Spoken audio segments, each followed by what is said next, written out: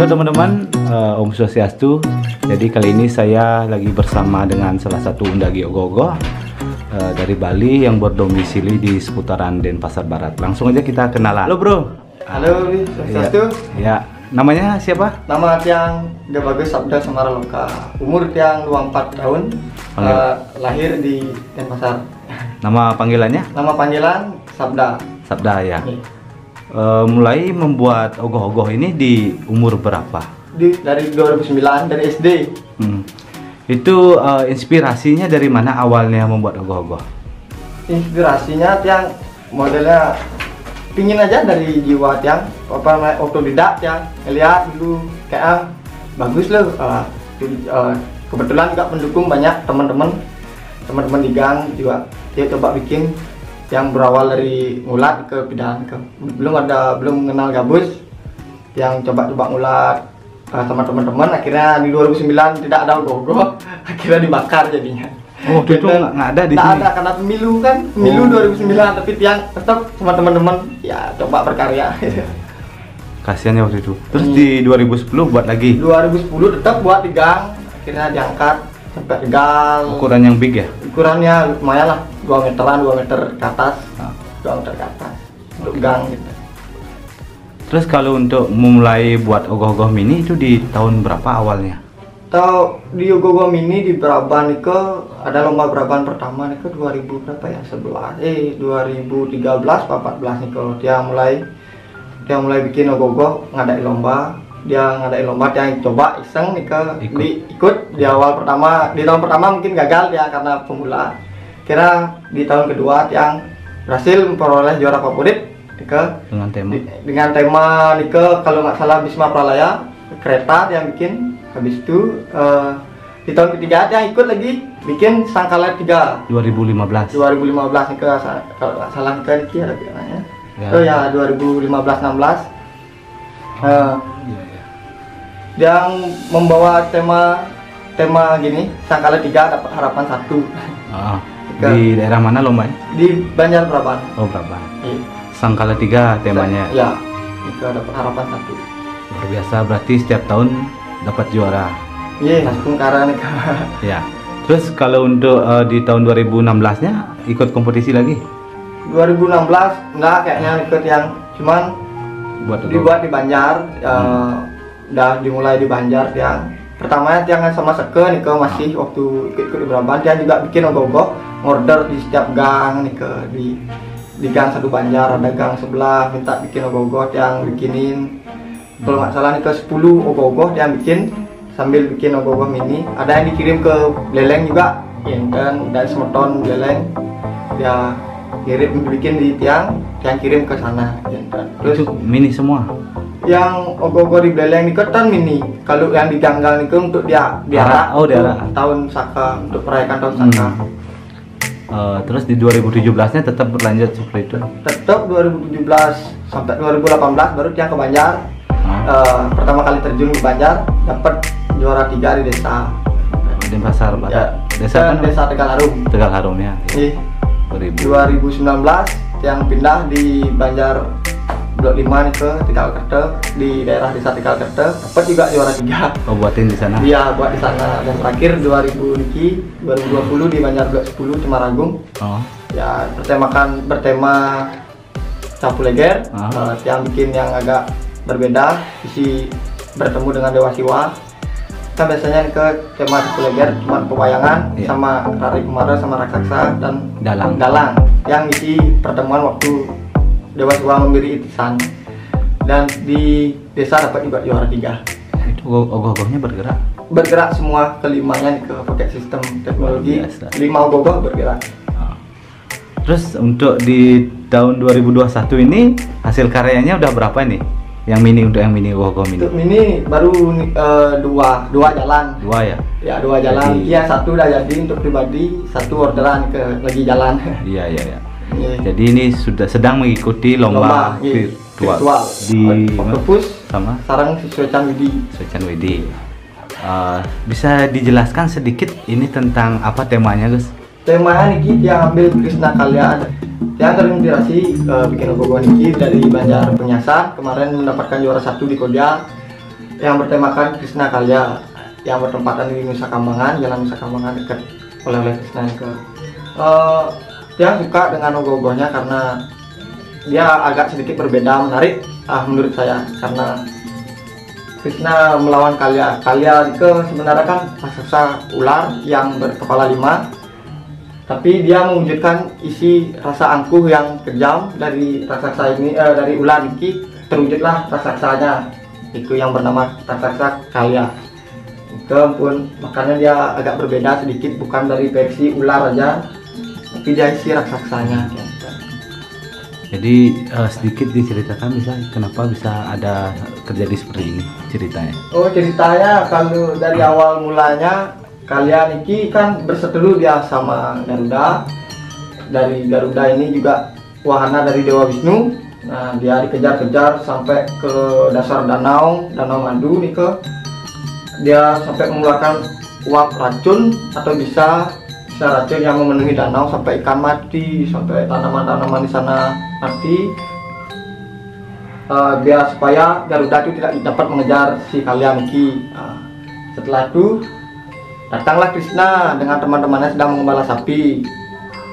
Wenten juga salah satu temannya Krishna berpamitan, dia bilang haus karena kepanasan, ingin mencari air di suatu sungai, yaitu Sungai Yamuna. Tapi dia nyasar. Akhirnya dia masuk ke hutan terlarang, sampailah di Danau Madu. Dia meminum air Nike yang sudah beracun dari Kalya. Sampai lama beberapa saat kemudian, Krishna curiga kenapa temannya tidak balik. Diikutilah jejak kaki mereka, sampailah di dasar Danau Madu Nike yang berisi racun. Temannya sudah tidak sadarkan diri.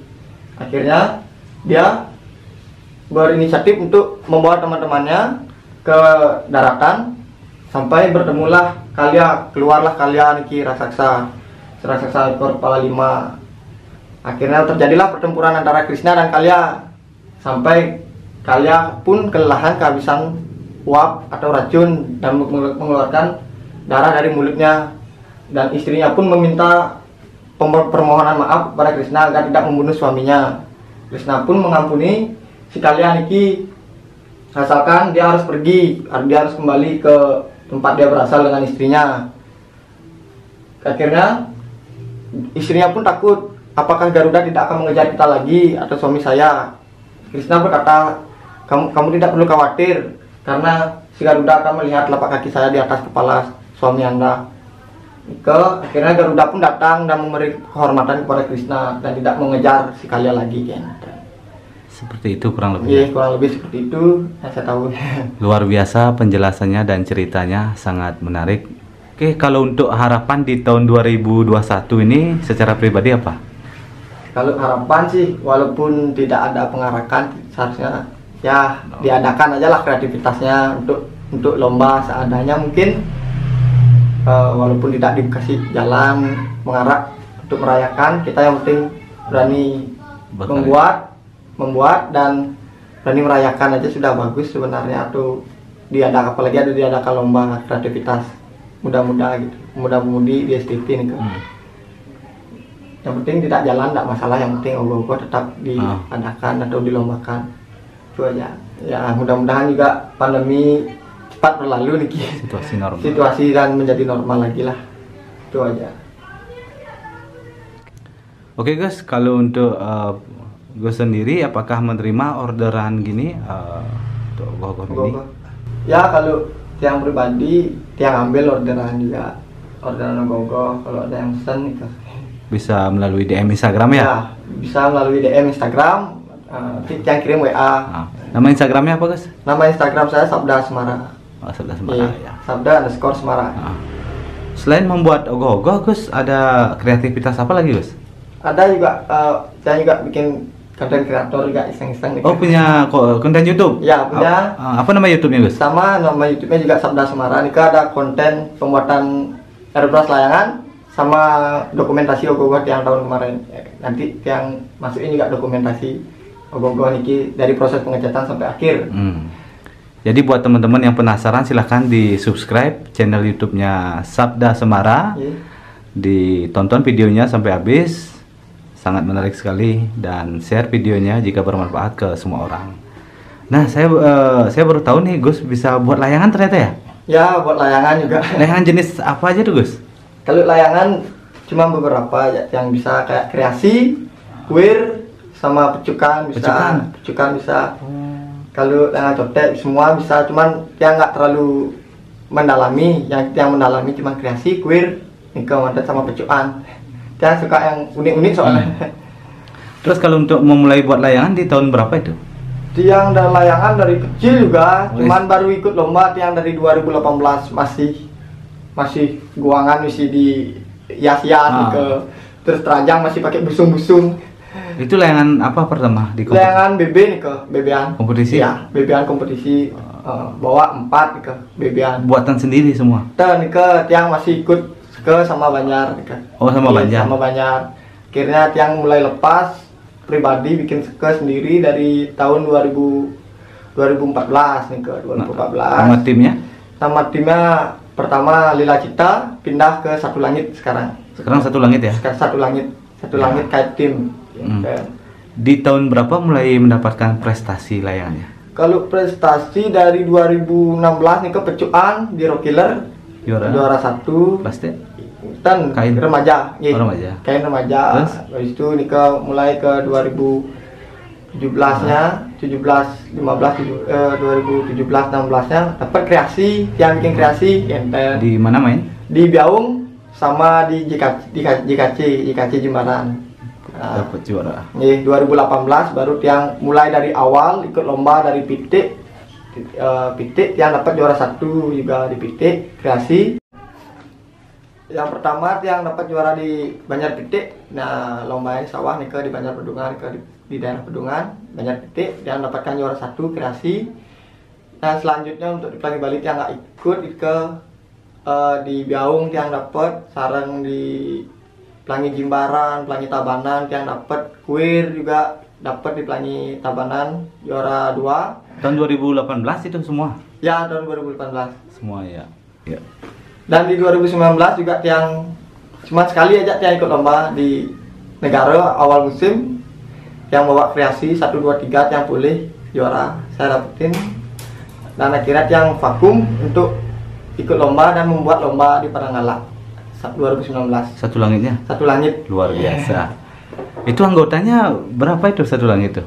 Sedikit ya, musiman soalnya orangnya dia sekitar 15-an. Tapi saat buat lomba ada yang backup? Backup semua datang, rata semua pembagian sesi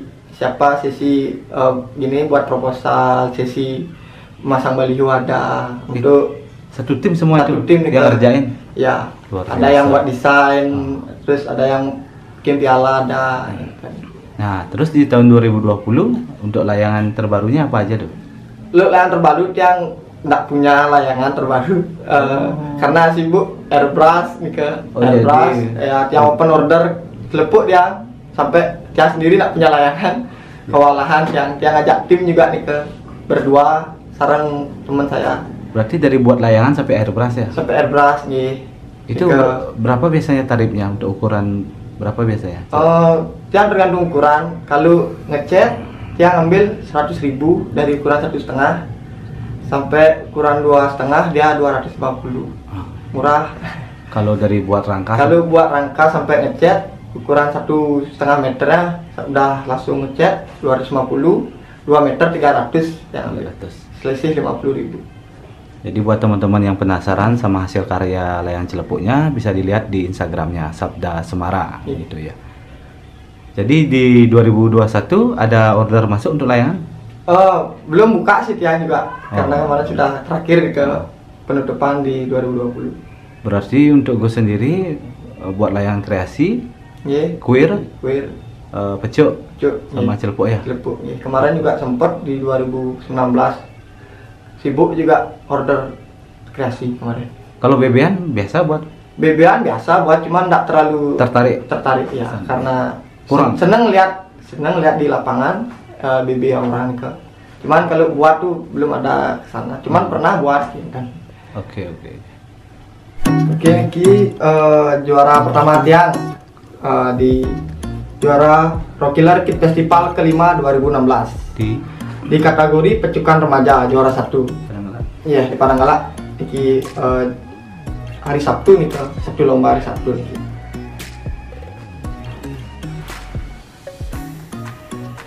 Iya, lagi satu. Selanjutnya.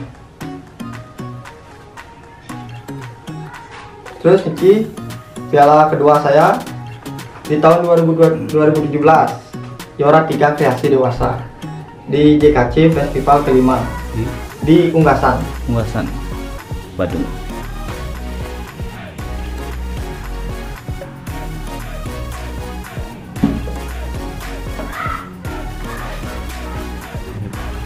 Dan Niki juara ketiga tiang di juara 1 kreasi di tahun 2018 tanggal 29 Juli 2018 di Banjar Pitik di lapangan Pitik Pedungan.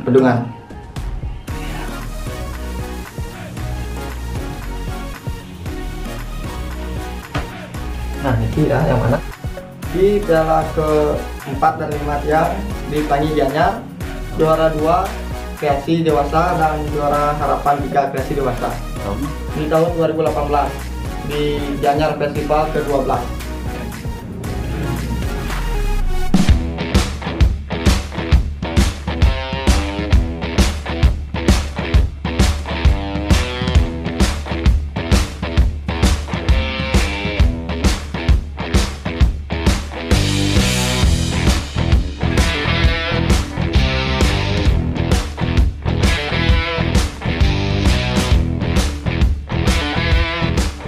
Di piala yang ke-6 juara 3 yang kreasi dewasa di lomba layang-layang Balak Belaga Festival 2018.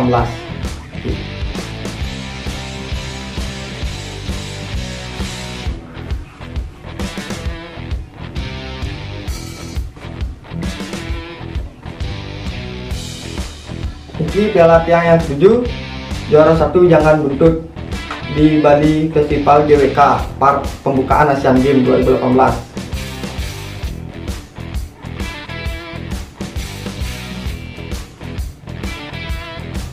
Ini Jangan Buntutnya kain. Kain ini kalau dewasa. Ki juga Jangan Buntut. Ya. Ki juara ke-8 saya. Juara ke-8 saya di Tabanan Festival Panji Tabanan 2018. Juara Jangan Buntut remaja juara 2. Mantap ini teman-teman.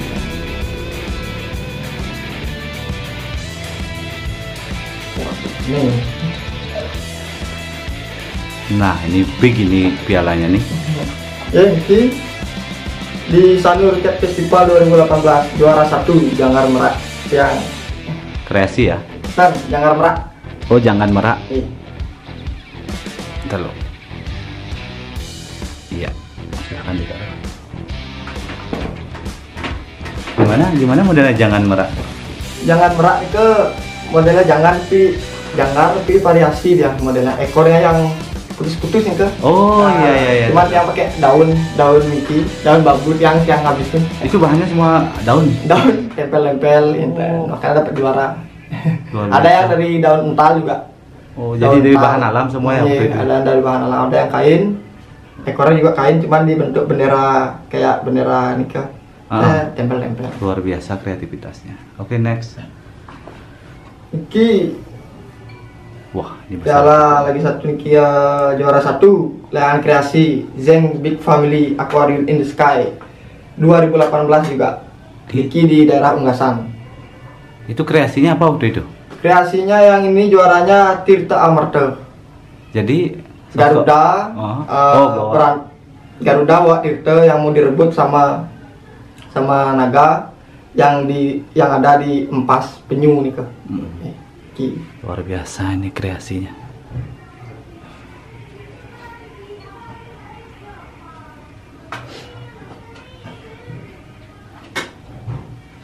Layangannya masih ini? Dah tak jual. Oh jual ya? Semua. Tapi fotonya ada. Nanti tak kirim.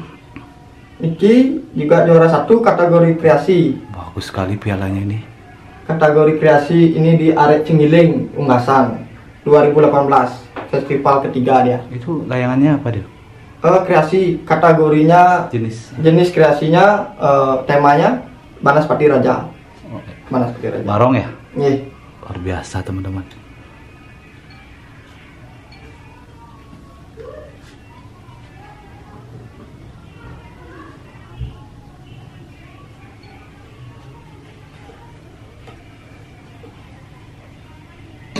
Coba nih.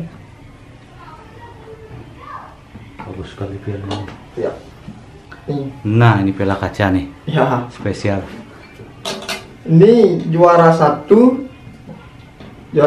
jangan buntut, kategori jangan buntut, Banjar-Banjaran Cat Festival yang keempat, juara satu. Di lokasinya? Lokasi Abian Semal, Abis sama Badung. Iya.